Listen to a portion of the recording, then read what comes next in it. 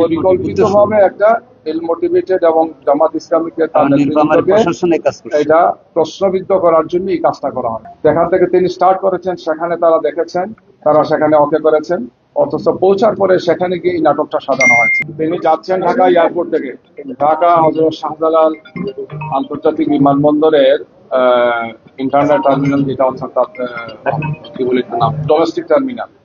তখন এটা সেখানকার দায়িত্বরত কর্মকর্তারা জেনেছেন, জেনে তারা এটা অনাপত্তি পত্র দিয়েছেন যে ইন্টারনালি এই ধরনের টাকা বহন করতে কোনো অসুবিধা নাই। আমাদের কাছে তথ্য আছে, আমরা এই ব্যাপারে যে সংশ্লিষ্ট কাগজটা আপনাদেরকে দেব।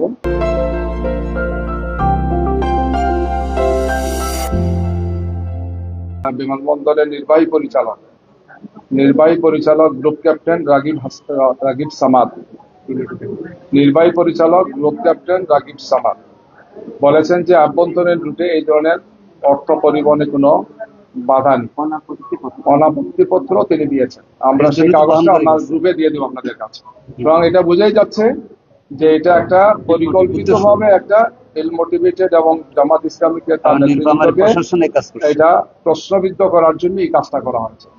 যেখান থেকে তিনি স্টার্ট করেছেন সেখানে তারা দেখেছেন, তারা সেখানে ওকে করেছেন, অথচ পৌঁছার পরে সেখানে গিয়ে এই নাটকটা সাজানো হয়েছে এবং এর মাধ্যমে একজন বয়স্ক মানুষকে, একজন দায়িত্বশীল ব্যক্তিকে, তার দলকে প্রশ্নবিদ্ধ করা হয়।